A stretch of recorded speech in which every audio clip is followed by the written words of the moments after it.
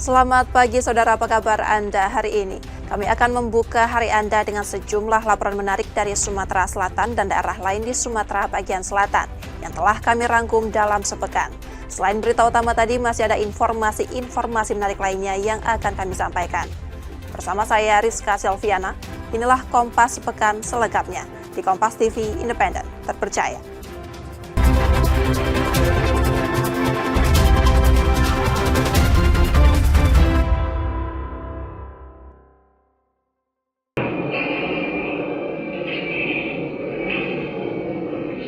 Rekaman kamera pengawas memperlihatkan dua pelaku pencurian motor mondar-mandir mengamati situasi sebelum beraksi. Salah seorang pelaku kemudian masuk ke teras rumah warga dan membawa kabur motor yang terparkir. Aksi pencurian ini terjadi di Jalan Takwa Mata Merah, Kaledoni, Palembang pada Desember 2025 dan sempat ramai diperbincangkan di media sosial. Ironisnya pemilik motor diketahui telah 2 kali menjadi korban pencurian, namun laporan yang dibuat sejak 2023 belum membuahkan hasil. Saat kejadian, pemilik sempat memantau pergerakan pelaku melalui CCTV, namun tidak menyadari motornya telah dibawa kabur dan baru mengetahuinya keesokan hari. Pertama tuh dia keliling dulu, caknya kalau dijenguk CCTV, kelang semenit, dia ke situ, sudah dia ke situ lagi, baru dia masuk. Kawannya nunggu di situ, di ujung. Itu dipatahin stangnya tuh kemana? Iya, dipatahin, dia berpegangan kan di sini kan, dipatahin tuh. Ini kejadian keberapa kali, Bu? Yang kedua kali. Kedua kali. Iya. Kemarin beberapa tahun yang lalu sempat jadi korban juga. NMAX kemarin di tahun 2023.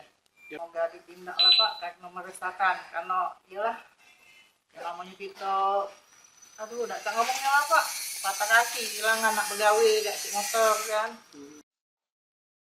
Berbekal rekaman tersebut, korban kembali melaporkan peristiwa pencurian ke Polrestabes Palembang dengan harapan kasusnya segera ditindaklanjuti dan pelaku berhasil ditangkap. Rizky Oktora, Moklas Diferensial, Kompas TV, Palembang, Sumatera Selatan.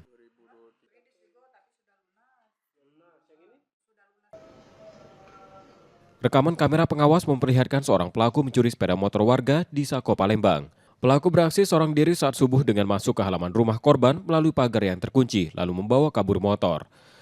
Korban pencurian Dona Tritana yang juga ketua RT setempat, baru menyadari kendaraannya hilang setelah berada di dalam rumah, padahal motor tersebut telah dilengkapi kunci pengaman tambahan. Dari rekaman CCTV, korban menduga pelaku merupakan warga sekitar yang kerap beraktivitas di lingkungan tersebut. Itu kan habis nonton bola, kita tidur malam, sudah itu ya kita tidur biasa, pagar ditutup biasa, nggak masalah kan. Kemudian begitu azan pagi jam 6 kita buka, pintu udah terbuka, motor udah nggak ada. Kemudian ada CCTV, laporan CCTV dari tetangga Ibu Leni di depan, ada fotonya dan CCTV-nya ternyata pas waktu azan kejadiannya yang terjadi. Rekaman kamera pengawas itu kini dijadikan barang bukti untuk dilaporkan ke Polsek Sako Palembang untuk proses penyelidikan lebih lanjut. Rizky Oktora, Moklas Diferensial, Kompas TV, Palembang, Sumatera Selatan.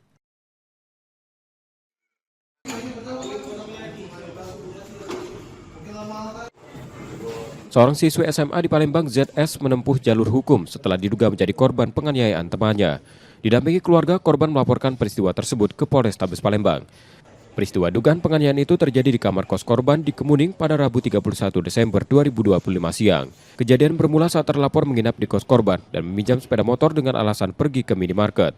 Korban yang mengira hanya sebentar meminjamkan kendaraannya, namun terlapor baru kembali sekitar 5 jam kemudian.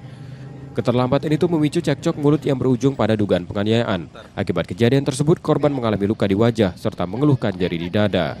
Kawannya punya motor, jam 5 subuh.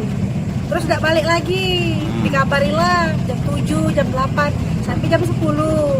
Pas jam 10 ini tadi, si korban ini nanya terus, kapan baliknya kapan. Tapi dia nyelain terus. Pas tiba-tiba jam 11-an dia ngantar ke rumah. Pas si pelaku ngantar ke rumah korban tadi, langsung ada cekcok, lukanya di telinga, kepala, sama di terjangnya. Laporan korban telah diterima petugas dan selanjutnya akan ditindaklanjuti Unit Perlindungan Perempuan dan Anak Polrestabes Palembang. Yudi Kiswanto, Kompas TV, Palembang, Sumatera Selatan.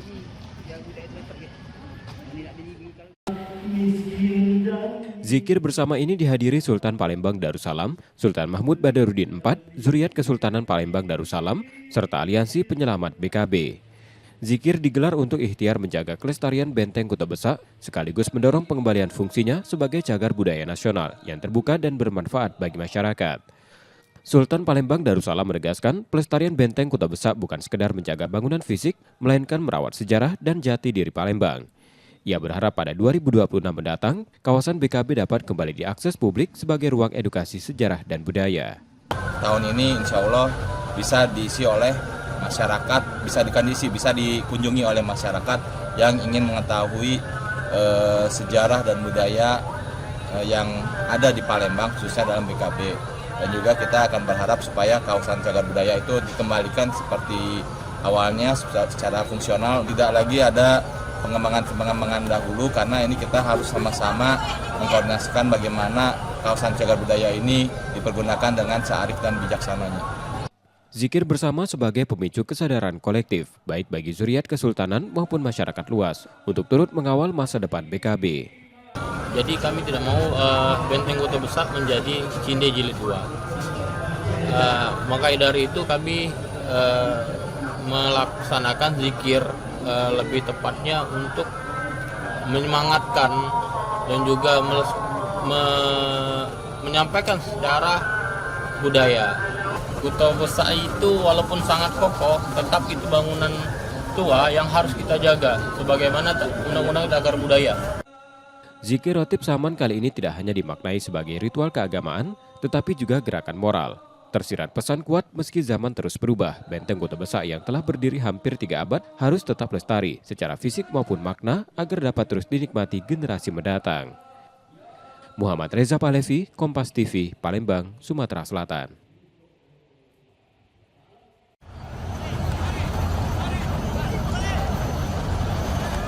Sumsel United akan melakoni laga krusial saat bertandang ke Stadion Trisanja markas Persika Tegal. Meski berstatus tim tamu, Sumsel United datang dengan kepercayaan diri tinggi dan memboyong 22 pemain terbaik untuk menghadapi tuan rumah. Pada pertandingan yang dijadwalkan berlangsung Sabtu 3 Januari 2026 sore, tambahan poin menjadi target penting demi menjaga posisi di papan atas klasemen sementara grup 1. Tim juga diingatkan untuk tetap waspada dan tidak meremehkan Persika Tegal yang sebelumnya mampu meraih hasil positif. Cuma hari ini kita bisa latihan taktikal sedikit. Jadi mudah-mudahan latihan yang ada 1 jam setengah lebih ini bisa dimanfaatkan membuat desain permainan kita melawan Tegal. Modal tren positif usai kemenangan atas FC Bekasi City pada laga terakhir menjadi suntikan kepercayaan diri Sumsel United menghadapi laga tandang ini. Nur Muhammad, Kompas TV, Palembang, Sumatera Selatan.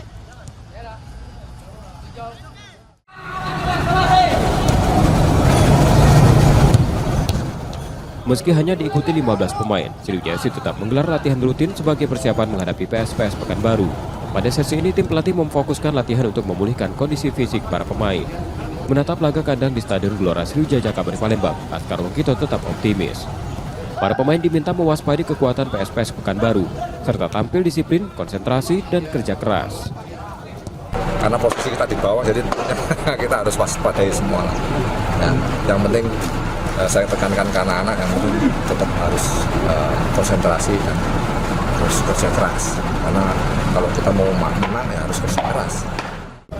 Dari 13 pertandingan yang telah dijalani, Sriwijaya FC sejauh ini mencatatkan 2 hasil imbang dan 11 kali menelan kekalahan.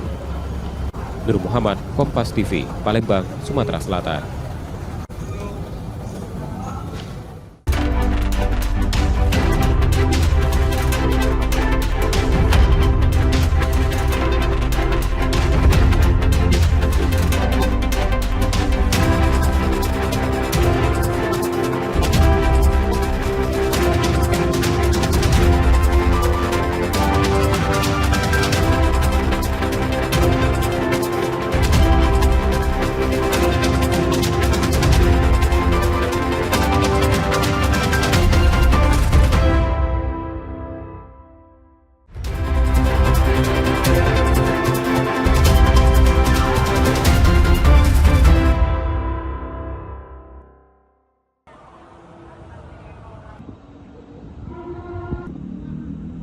Tim intelijen Kejaksaan Tinggi Jambi menangkap pria yang diduga jaksa gadungan. setelah mengaku sebagai pegawai Kejati Jambi.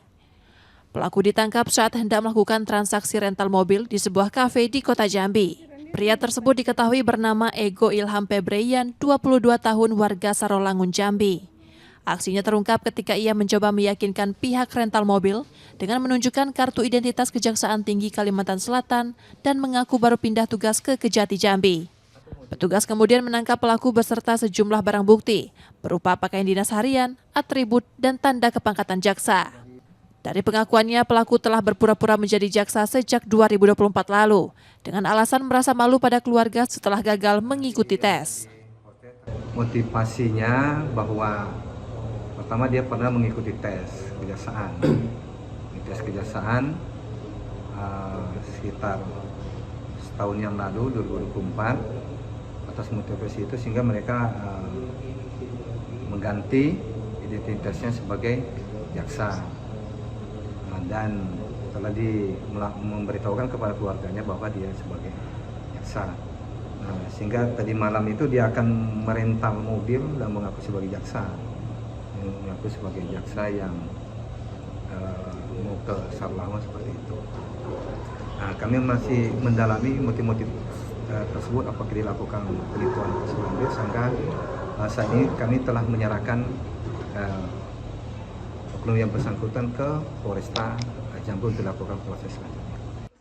Saat ini pelaku telah diserahkan ke polisi untuk menjalani proses hukum lebih lanjut. Ratnasari, Kompas TV, Jambi. Info kebakaran, Pak. Kebakaran yang terjadi di Kelurahan Pengantungan Kota Bengkulu Kamis sore kemarin sempat membuat warga panik setelah api membesar dari salah satu rumah di kawasan padat penduduk. Kobaran api melahap bangunan 2 lantai, namun tidak sampai merembet ke rumah warga lainnya. Petugas pemadam kebakaran yang tiba di lokasi melakukan upaya pemadaman dengan mengerahkan seluruh armada. Meski api berhasil dijinakkan sekitar 1 jam kemudian, seluruh isi rumah tak dapat diselamatkan. Kebakaran gedung ini di belakang ini yang kita robohkan ini memang 2 tingkat. Nah, awal apinya dari gedung 2 tingkat ini. Itu ada informasi dari sini, dari warga. Jadi api lelehan dari atas ke bawah sehingga membakar sendiri. Itu korsleting listrik atau seperti apa? Nah, kita belum bisa memastikan karena ini apinya udah luar biasa tadi di sini. Kan? Kalau informasi masyarakat katanya ada tetesan-tetesan dan percikan-percikan api dan listrik. Nah, jadi ada colokan, ada apa yang sudah ini, akhirnya terjadi kebakaran. Peristiwa kebakaran ini diduga dipicu korsleting listrik di lantai 2 rumah. Usai pemadaman, petugas terpaksa merobohkan bagian bangunan lantai atas yang hangus dan lapuk untuk mencegah potensi bahaya lanjutan. Bayazil Ar-Raihan, Kompas TV, Bengkulu.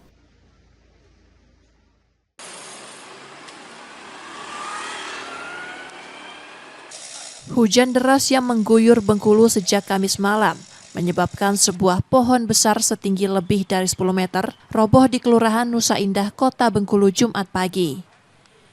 Pohon tua itu tumbang tiba-tiba dan menimpa bangunan usaha milik warga, sekaligus sempat menutup akses jalan di sekitar lokasi. Peristiwa mendadak tersebut sempat mengejutkan pemilik bangunan dan warga sekitar. Meski hujan disertai angin kencang melanda kawasan itu, tidak ada korban dalam kejadian tersebut. Kejadian ini yang kedua kalinya, Pak. Jadi posisi di tanggal 31 sore, sebelum tahun baru Bang ya, sudah roboh, menutup jalan sampai kena seng masjid. Pasca kejadian, warga segera menghubungi dinas terkait untuk melakukan evakuasi. Pohon yang melintang di badan jalan telah disingkirkan, sehingga akses lalu lintas yang sempat terganggu kini kembali normal. Bayazir Ar-Raihan, Kompas TV, Bengkulu.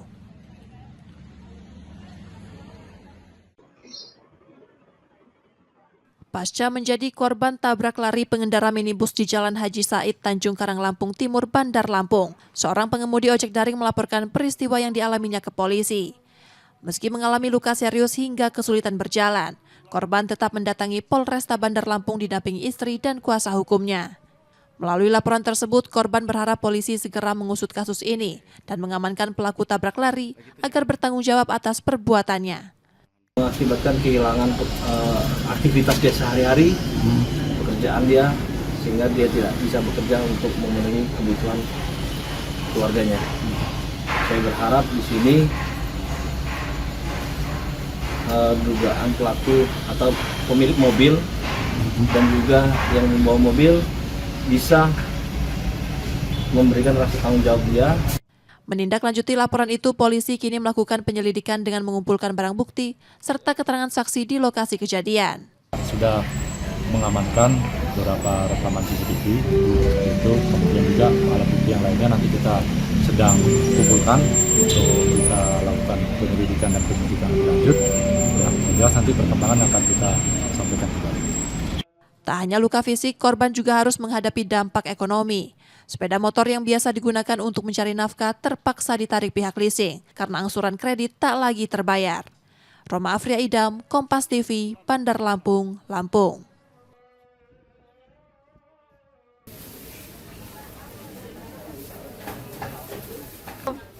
Harga sejumlah kebutuhan pokok di Pasar Minggu Kota Bengkulu pada awal tahun 2026 mulai bergerak stabil.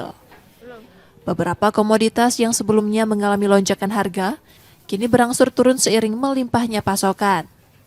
Harga cabai merah yang sempat menyentuh Rp80.000 per kilogram, kini berada di kisaran Rp50.000 per kilogram. Penurunan ini dipicu meningkatnya pasokan cabai dari petani, baik lokal maupun luar daerah, sehingga ketersediaan di pasar semakin mencukupi.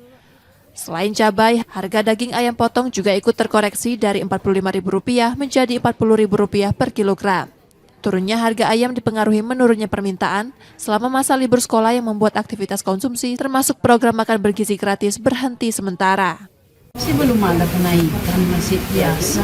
Tapi kalau besok sekarang juga ya belum masih biasa aja kayak harga kemarin. Malah cabai turun. Cabai berapa Bu gini Bu? 50. Dari sebelumnya 80 ya Bu? 80. Untuk hari ini harga ayam ada perubahan, penurunan dikit. Dari berapa ke berapa Pak De? Dari 45 sekarang udah 40. Kenapa Pak De kira-kira turun ini Pak De? Karena mungkin ini faktor saat pertama itu MPD libur. Oke. Pasokan banyak berarti Pak De? Pasokan full penuh. Seiring berakhirnya masa libur sekolah, harga komoditas pangan tersebut diperkirakan kembali mengalami perubahan. Namun stabilnya pasokan diharapkan mampu menjaga harga tetap terkendali dalam waktu dekat. Bayazir Al-Raihan, Kompas TV, Bengkulu.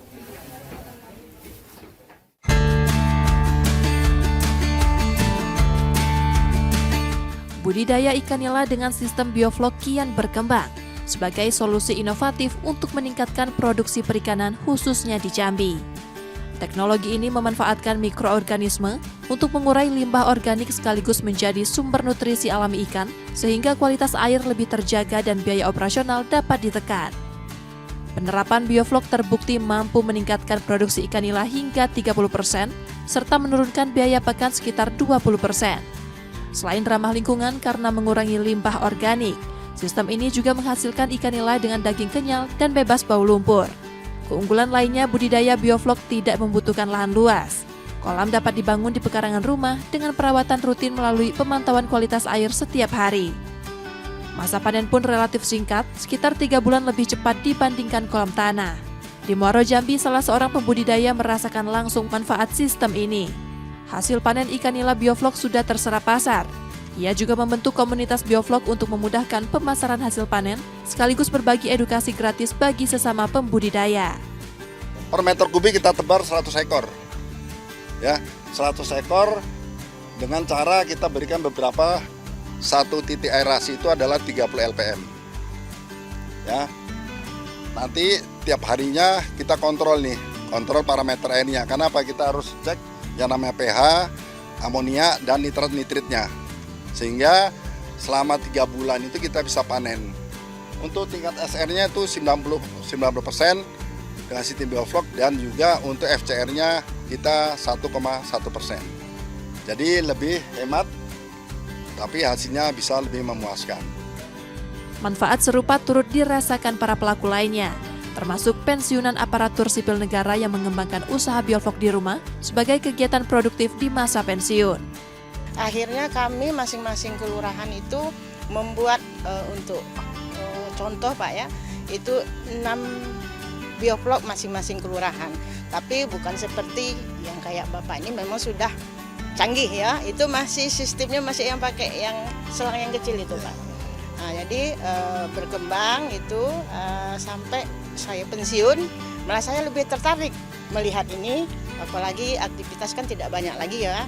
Akhirnya saya niat memang untuk usaha biovlog. Hingga kini tercatat puluhan pembudidaya ikan nila biovlog di Jambi yang siap menopang kebutuhan ikan nila di daerah tersebut. Jumadi, Kompas TV, Muaro Jambi, Jambi.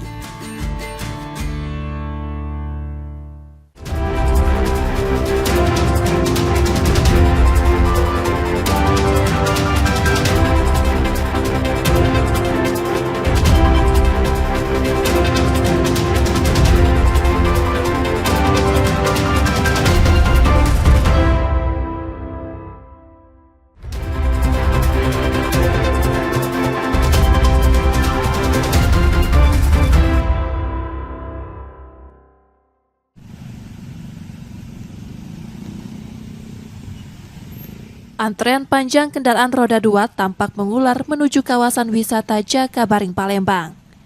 Bertepatan dengan libur tahun baru, salah satu destinasi favorit yang diserbu warga adalah Taman Burung Jakabaring, yang menjadi pilihan wisata keluarga untuk mengisi waktu libur.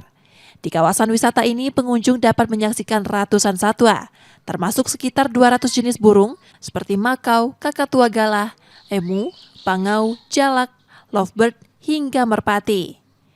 Tak hanya burung, taman wisata ini juga menghadirkan satwa lain seperti ular, iguana, dan kura-kura yang menambah daya tarik edukatif bagi pengunjung. Oh, ini mau memperkenalkan ke anak-anak hewan-hewan yang ada di Indonesia.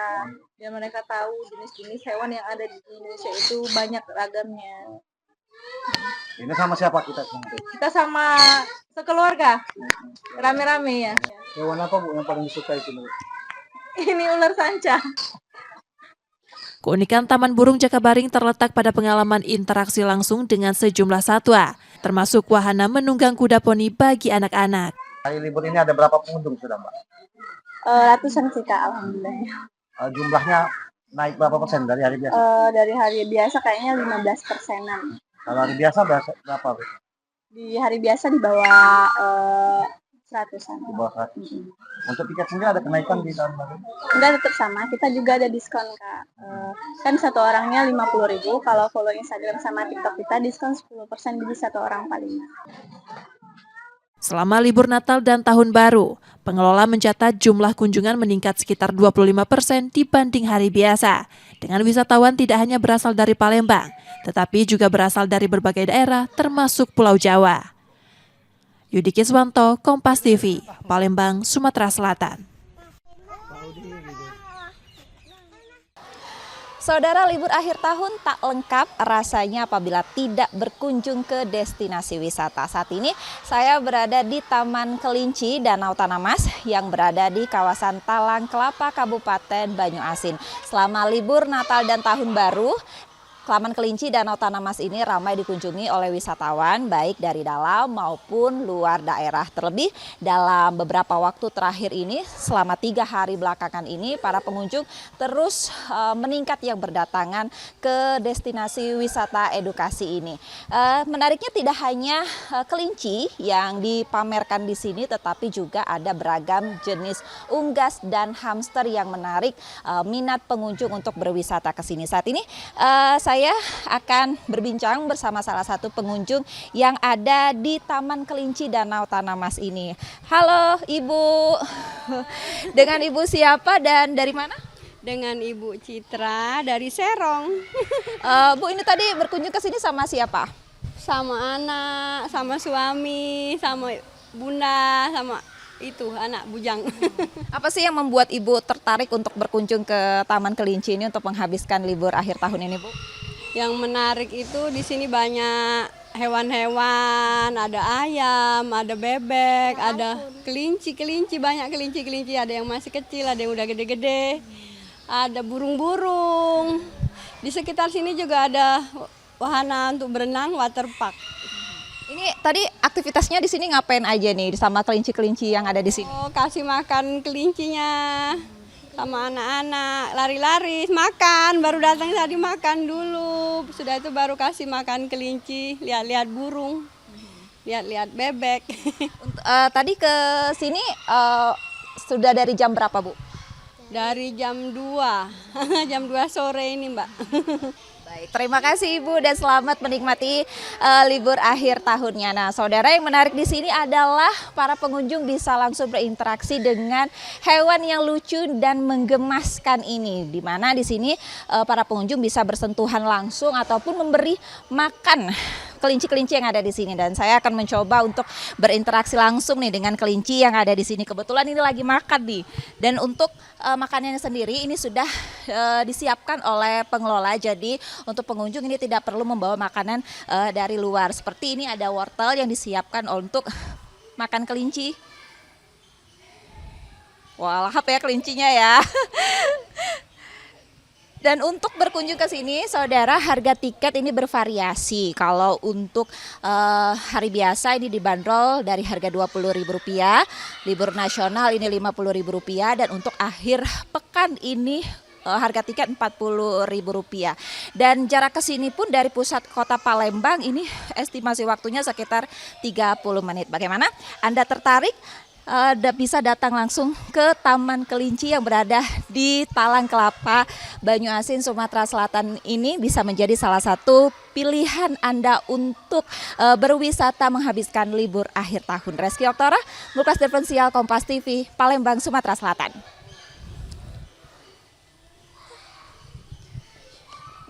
Kami persilakan yang ingin bertanya untuk satu sesi, ada 3/7. Catatan tahunan Polda Sumsel menunjukkan angka kecelakaan lalu lintas sepanjang 2025 mengalami peningkatan sebesar 6,17% dibanding tahun sebelumnya. Total kecelakaan tercatat 2.736 kasus, naik 159 kasus dari 2024 sebanyak 2.577 kejadian. Dari jumlah tersebut, korban meninggal dunia mencapai 671 orang. Sementara korban luka berat 696 orang. Mayoritas kecelakaan diduga dipicu kelalaian pengendara. Di sisi lain, pelanggaran lalu lintas justru menurun signifikan seiring optimalisasi penindakan melalui sistem tilang elektronik atau ETLE.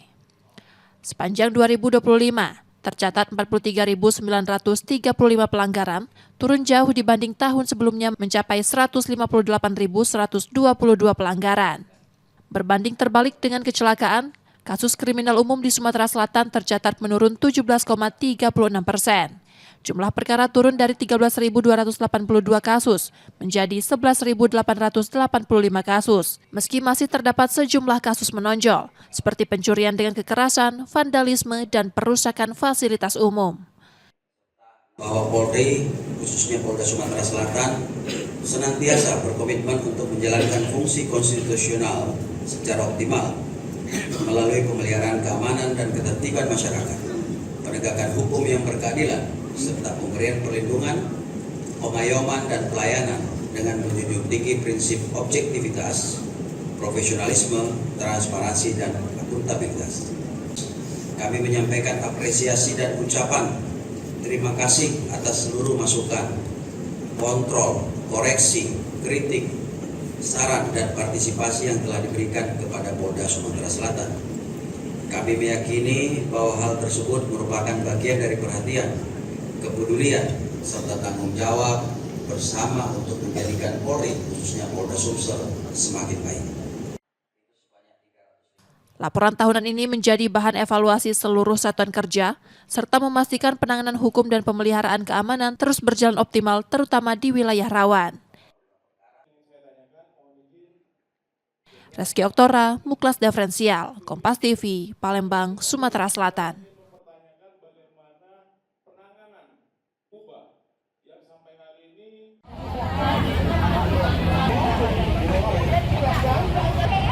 Warga masih memadati kantor pos di Jalan Merdeka Palembang sejak pagi untuk mencairkan BLT Kesejahteraan Sosial pada hari terakhir Rabu 31 Desember 2025. Pencairan ini ditujukan bagi penerima gelombang 3 dan 4 sejak 16 hingga 31 Desember 2025 dengan total alokasi sebanyak 79.000 penerima manfaat. Hingga di batas akhir pencairan, tercatat sekitar 25.000 penerima di 5 kabupaten dan kota belum mengambil bantuan. Khusus di Kota Palembang, dari alokasi 29.000 penerima gelombang 3 dan 4, baru sekitar 19.000 yang telah menerima bantuan, termasuk ratusan penerima gelombang 4 yang mendapatkan layanan antar langsung ke rumah. Nah, untuk KCU Palembang di batch 3, batch 4 ini kami mendapatkan alokasi di 29.000 dan sudah tersalur sampai dengan kemarin di 19.000, jadi masih sisa kurang lebih 9.000 penerima. Selama 2 hari terakhir ini cukup melonjak drastis karena memang ada batch terakhir di batch 4 yang baru masuk di hari Senin kemarin kami melakukan pembayaran, dan jika sampai dengan hari ini, sore ini, atau nanti sampai petang malam hari, jika sudah tidak ada warga yang melakukan pengambilan, maka dana akan dilakukan pengembalian ke rekening perusahaan. Untuk terkait menambah waktu, belum ada informasi dan petunjuk. PT Pos Indonesia menegaskan setelah 31 Desember 2025, pencairan BLT Kesra tidak lagi dilayani. Seluruh dana yang tidak diambil hingga batas waktu akan dikembalikan ke kantor pusat sebagaimana realisasi pada gelombang sebelumnya yang tidak terserap sepenuhnya. Muhammad Reza Pahlevi, Kompas TV, Palembang, Sumatera Selatan.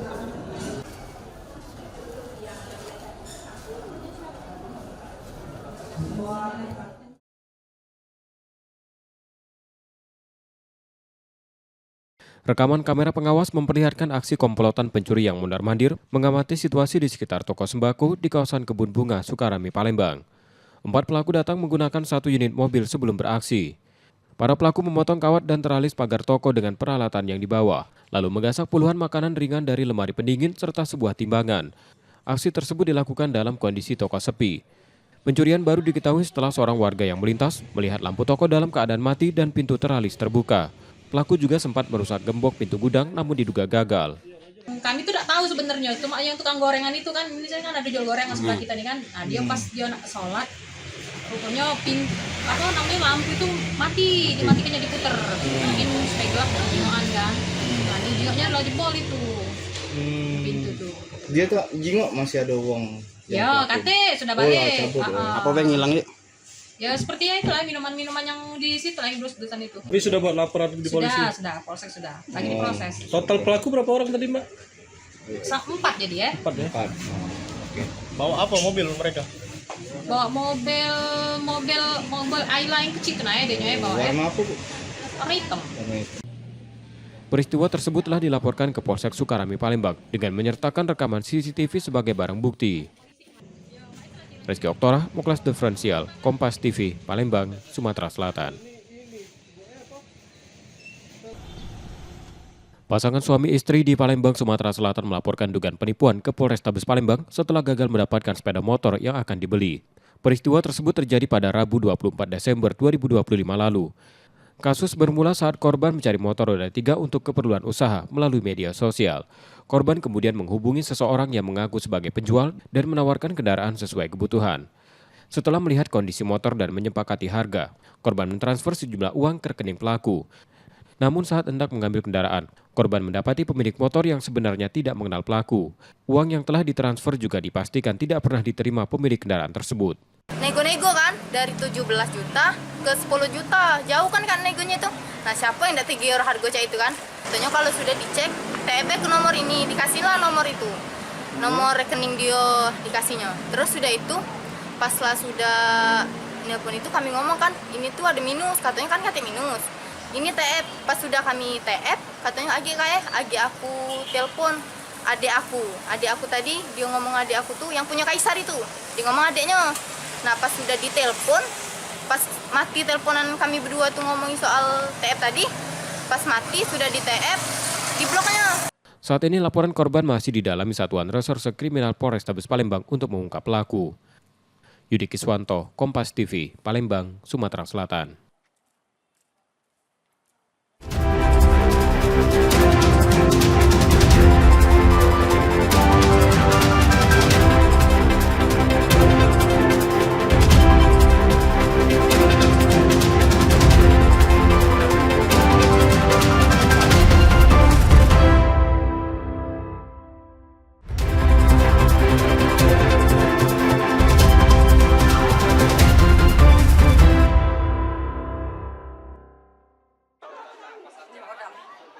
Kebakaran melanda satu rumah di pemukiman padat penduduk di 30 Ilir, Kecamatan Ilir Barat 2 Palembang, Senin 29 Desember 2025 siang kemarin. Insiden ini membuat warga setempat panik, lantaran api cepat membesar dan menghanguskan seluruh bangunan rumah beserta isinya. Api mampu dipadamkan selama 1 jam dengan 10 unit mobil pemadam kebakaran. Meski petugas damkar sempat mengalami kesulitan menjangkau lokasi karena akses jalan yang sempit. Rumah yang terbakar diketahui milik salah satu warga, Meli, yang sudah lama kosong. Diduga api berasal dari arus pendek listrik di salah satu ruangan. Kebetulan rumah Bu Meli, umur 62 tahun.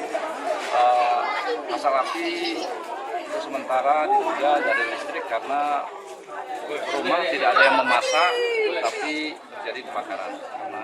Langsung ada api dari atas. Polisi sudah melakukan olah TKP untuk menyelidiki penyebab pasti dari kejadian tersebut.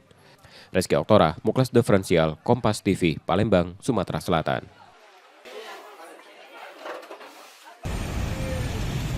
Satuan Lalu Lintas Polrestabes Palembang akan menutup Jembatan Ampera saat malam pergantian tahun. Penutupan diberlakukan selama 3 jam, mulai pukul 10 malam pada Rabu 31 Desember 2025 hingga 1 dini hari Kamis 1 Januari 2026. Selama penutupan, arus lalu lintas dari hulu ke hilir Sungai Musi maupun sebaliknya dialihkan melalui Jembatan Musi 6 dan Jembatan Musi 4 sebagai jalur alternatif. Rekayasa lalu lintas ini dilakukan untuk mengantisipasi peningkatan volume kendaraan serta aktivitas masyarakat di pusat kota saat malam pergantian tahun. Polisi juga mengimbau warga untuk merayakan tahun baru secara sederhana, tidak menyalakan petasan maupun kembang api sebagai bentuk empati pada penyintas bencana di Sumatera. Diimbau untuk masyarakat, mari kita tunjukkan empati kita kepada saudara-saudara kita yang sedang mengalami bencana untuk tidak euforia, menyalakan kembang api, kemudian melaksanakan keramaian di tempat-tempat publik yang dekat dengan perkantoran. Ya. Untuk itu, marilah kita sama-sama dalam tahun baru ini mewujudkan kamtipmas dan rasa empati kita terhadap rekan-rekan kita yang sedang mengalami musibah. Sementara itu, untuk menjaga keamanan dan ketertiban, Polrestabes Palembang menurunkan 461 personel yang disebar di sejumlah titik rawan dan pusat perbelanjaan. Yudi Kiswanto, Kompas TV, Palembang, Sumatera Selatan.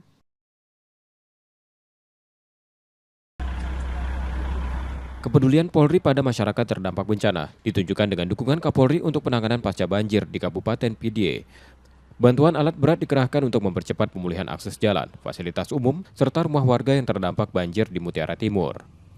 Dukungan tersebut berupa 2 alat berat dan mobil angkutan material yang dioperasikan melalui posko tanggap darurat bencana Polres Pidie. Alat-alat ini difokuskan untuk membersihkan lumpur dan endapan tanah yang menutupi badan jalan penghubung antar gampong sehingga menghambat aktivitas masyarakat. Proses pembersihan dilakukan secara terpadu dengan melibatkan personil kepolisian dan warga setempat. Alat berat menangani material berat, sementara pembersihan manual dilakukan di sejumlah titik permukiman dan fasilitas umum untuk mempercepat pemulihan. Upaya ini membuat akses jalan yang sebelumnya sulit dilalui mulai kembali normal dan aktivitas warga berangsur pulih. Langkah tersebut menjadi bagian dari komitmen Polri dalam membantu masyarakat, khususnya saat pemulihan pasca bencana. Tim Liputan, Kompas TV, Pidie, Aceh.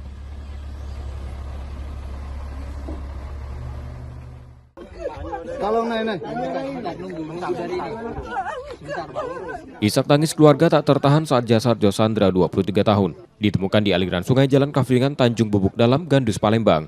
Korban pertama kali ditemukan warga dalam kondisi masih berpakaian lengkap dan tersangkut di bawah jembatan. Berdasarkan keterangan keluarga, Josandra terakhir kali meninggalkan rumah sehari sebelum ditemukan tewas. Sejak pagi, sepeda motor korban telah terlihat di sekitar lokasi bersama telepon genggam dan barang pribadinya. Untuk saat ini lagi kita dalami untuk penyebab kematiannya dan seperti apa kita dalami lagi. Untuk sekarang mayat kita bawa ke Rumah Sakit Bayangkara. Keluarga sudah tahu? Keluarga sudah tahu dan ikut menuju Rumah Sakit Bayangkara. Tadi sempat ada benda-benda yang mencurigakan atau apa, Bang? Masih kita dalami lebih lanjut. Jasad korban kemudian dibawa ke Rumah Sakit Bayangkara Palembang untuk pemeriksaan forensik guna memastikan penyebab kematian. Hingga kini kasus tersebut masih ditangani Polrestabes Palembang. Reski Oktora, Muklas Diferensial, Kompas TV, Palembang, Sumatera Selatan. Pencurian motor di Palembang, Sumatera Selatan semakin marak sepanjang 2025. Data kepolisian mencatat 1.676 kasus curanmor, meningkat 25% dibandingkan 2024 yang berjumlah 1.070 kasus. Namun kinerja pengungkapan perkara menunjukkan peningkatan. Sepanjang 2025, polisi mengungkap 347 kasus curanmor, naik dibandingkan tahun sebelumnya yang hanya 124 kasus. Lonjakan kasus ini menjadi tantangan Polrestabes Palembang untuk menekan angka curanmor pada 2026. Kepolisian akan meningkatkan patroli dan menyiagakan tim khusus di sejumlah titik rawan, disertai imbauan agar warga menambah pengamanan kendaraan. Di tahun 2025 terjadi kami melaksanakan penyelesaian ungkap kasus 469 kasus, untuk kasus curat 117 kasus curas, 347 kasus curanmor, 139 kasus adirat, 198 kasus pengeroyokan, 12 kasus pembunuhan, 45 kasus ungkap kasus penipuan, dan 196 ungkap kasus penggelapan. Di sisi lain, sejumlah tindak pidana lain justru mengalami penurunan. Kasus pencurian dengan kekerasan, penipuan, dan penganiayaan berat menurun dibandingkan tahun sebelumnya. Yudi Kiswanto, Kompas TV, Palembang, Sumatera Selatan.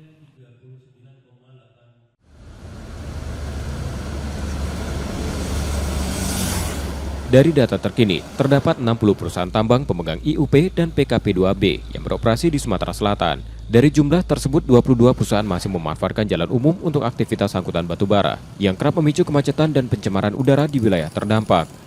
Untuk menekan dampak, pemerintah Provinsi Sumatera Selatan menetapkan larangan angkutan batubara melintasi jalan umum mulai 1 Januari 2026.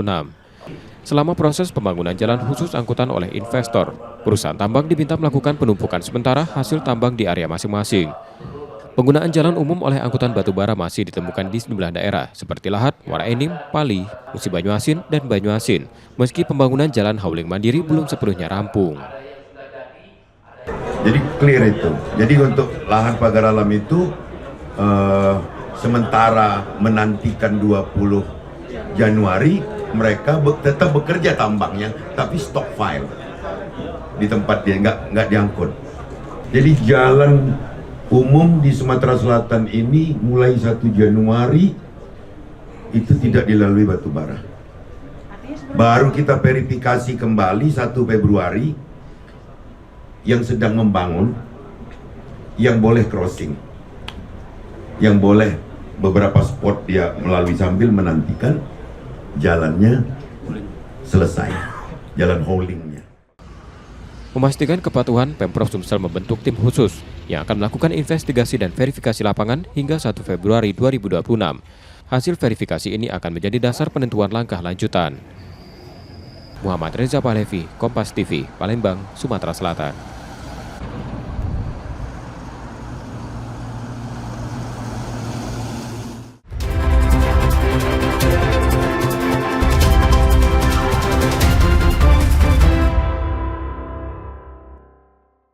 Informasi tadi saudara menjadi akhir dari Kompas sepekan hari ini. Saudara, media adalah pilar yang menjaga keseimbangan informasi. Dengan menonton program berita Kompas sepekan, Anda membantu memastikan media terus ada, menyajikan berita yang dapat dipercaya. Kembali kami mengingatkan saudara, bagi Anda yang ingin berbagi informasi atau kritik dan saran, dapat mengakses media sosial kami. Akhirnya saya Rizka Selviana pamit, tetaplah menyaksikan Kompas TV, independen, terpercaya. Terima kasih sudah menonton, selamat berakhir pekan, dan sampai jumpa.